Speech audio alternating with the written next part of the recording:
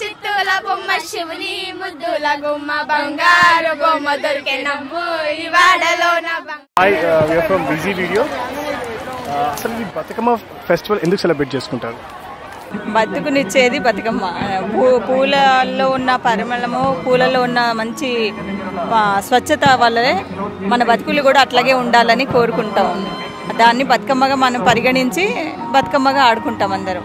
బతుకమ్మ ఎందుకు చేసుకుంటాం తెలియదు కానీ అంటే we don't do, so just play చేయడానికి. బతుకమ్మ అంటే ఆడబిడ్డ, మన ఆడబిడ్డ. It is not a religious festival actually, it's a nature festival, everybody can celebrate it. అంటే మన బతుకు గురే తల్లిని బతుకమ్మ అంటాం, మన భవిష్యత్తు గురించి. फेस्टिवल बहुत अच्छा है और तेलंगाना का फेमस फेस्टिवल और हमको अच्छा लगता है इसमें ज्वाइन होकर डांस करना और अच्छा दिखा हमको बहुत. Batkama means live and let live.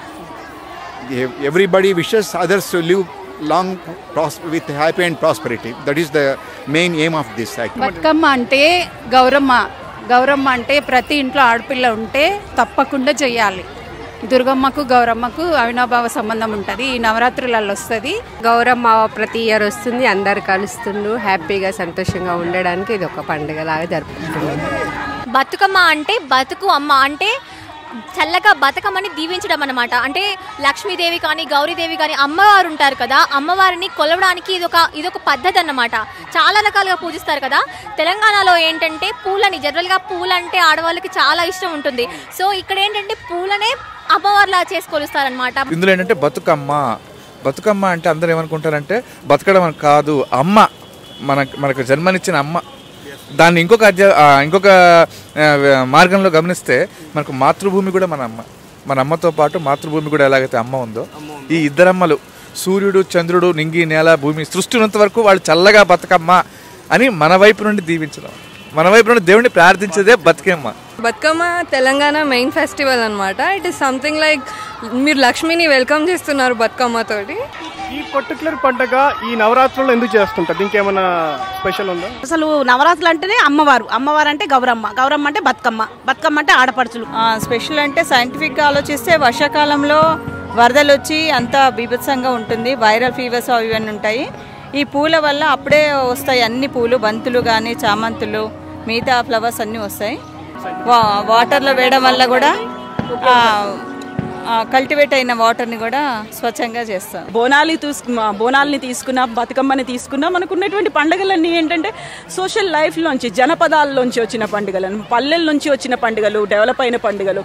So మనకి 9 రోజులు మనం బతుకమ్మకి ముందుగా బొడ్డెమ్మ అనేది చేసుకుంటాం. బొడ్డెమ్మ అంటే చిన్న పిల్లలు, పెళ్లి కాని పిల్లలు వాళ్ళు చేసుకునేటువంటి పండుగ బొడ్డెమ్మ పండుగ. అది 9 రోజులు చేసుకున్న తర్వాత బతుకమ్మని చేసుకోవడం, బతుకమ్మ తర్వాత దసరా చేసుకోవడం. నవరాత్రులు అంటే నవరాత్రుల్లో అమ్మవారు ఒక్కొక్క రోజు ఒక్కొక్క రూపంలో ఉంటారు. సో అమ్మవారిని కొలిచే పండుగ. సో బతుకమ్మ కూడా అమ్మవారే కదా.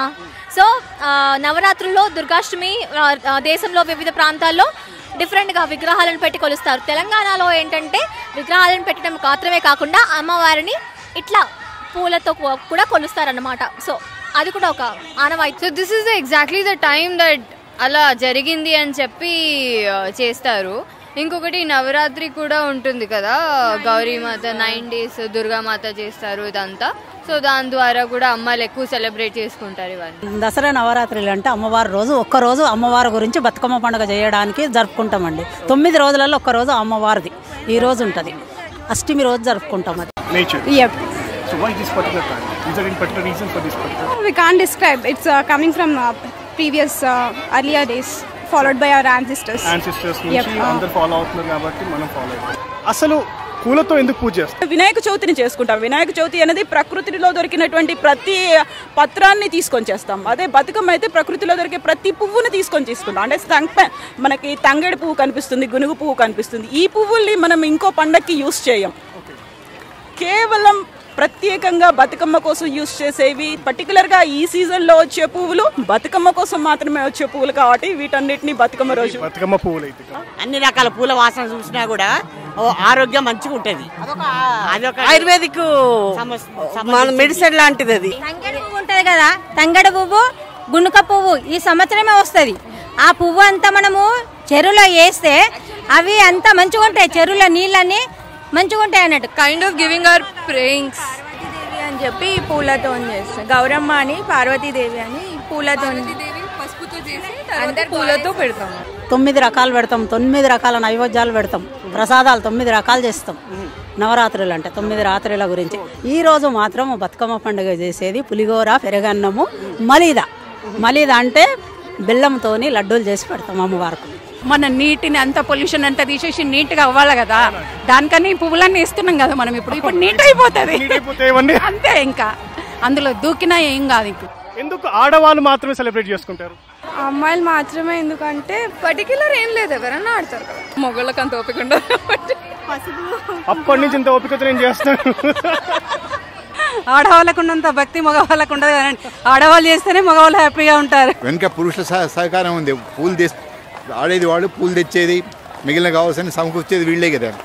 తర్వాత అందుకని వీళ్ళు ఆడడం లేదు అనుకోవాల్సిన అవసరం లేదు, చూడడానికి వస్తారు, ప్లస్ వాళ్ళకి కావాల్సిన సమకూర్చడానికి. ఒక సమాజంలో నేను వేరు, నువ్వు వేరు, కుల మత వర్గ వివిధ ప్రాంతాలుగా వేరే వేరు ఉండేది. ఈ బతుకమ్మ వల్ల స్త్రీలంతా ఒకటి, మనమంతా ఒకటి, మనమంతా ఒక కుటుంబం, మన ఊరు ఒకటి, ఐకమత్యానికి చిహ్నంగా కూడా బతుకమ్మ ఉంది. అమ్మాయిలకి ఇంకా పిల్లలకి, ఆడపిల్లలకి చాలా ఇలా డాన్స్ చేస్తూ ఇలా ఆడుతూ ఉంటే చాలా బాగా అనిపిస్తుంది. They are looking so nice, beautiful and princess.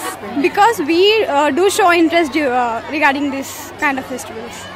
Yes. మీకు ఎప్పటి నుంచి బతుకమ్మ, అసలు బతుకమ్మ ఎప్పటి నుంచి జరుగుతుంది, మీకు ఏమైనా ఐడియా ఉందా? బతుకమ్మ చరిత్ర ఇప్పటిది అప్పటిది కాదు, ఎప్పటిదో కొన్ని వందల సంవత్సరాల క్రితం నాటిది. తెలంగాణ ఎప్పటి నుంచి అయితే ఉందో అప్పటి నుంచి కూడా బతుకమ్మ ఉంది. అందరూ ఏమనుకుంటారంటే బతుకమ్మ ఈ తెలంగాణ నిన్న లేదండి, ఎప్పుడైతే మన కల్చర్ స్టార్ట్ అయిందో అప్పటి నుంచి ఉంది. మా పుట్టినప్పటి నుండి ఉంది. కాకపోతే కొంచెం ఈ జాగృతి అధ్యక్షురాలైన కవిత గారు వచ్చినప్పటి కొంచెం సిటీలో ఆడడం, అప్పటి వరకు నామోషిగా అనుకున్న వాళ్ళంతా కొంచెం బయటకు వచ్చాం. పాటలతో ఏంటి, దానికి ఏమైనా ఉందా? అంటే ఇది యాక్చువల్లీ ఒక ఫెస్టివల్ కాదండి, కానీ దే మేడ్ అ ఫెస్టివల్. దాన్ని ఒక ఫెస్టివల్ లాగా చేసి ఇప్పుడు దానికి ఒక పాటలు యాడ్ చేస్తేనే కదా ఒక ఫన్ అన్నది తెలుస్తుంది. పాటలు అంటే ఎండాకాలము, వర్షాకాలము, శీతాకాలం వల్లే వీటిల్లో కూడా పరిణితి చెందిన కాలాలు కూడా వస్తుంటాయి. బతుకుల్లో కూడా అట్లనే వివిధ మార్పులు జరుగుతుంటాయి. వాటన్నే పాటల రూపంలో పరిగణించింది. పూలన్నిటిని తీసుకొచ్చి మామూలుగా చక్కగా పేర్చి మధ్యలో పెట్టుకొని చుట్టూ తిరుగు చప్పట్లు కొడుతూ ఆడుకుంటారు.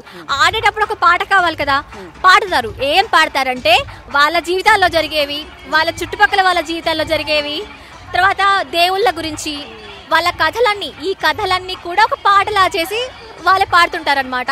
అవే బతుకమ్మ పాటలు. గిన్నీసు గిన్నీసు గిన్నీసు బతుకమ్మ, బంగారు బంగారు బంగారు బతుకమ్మ,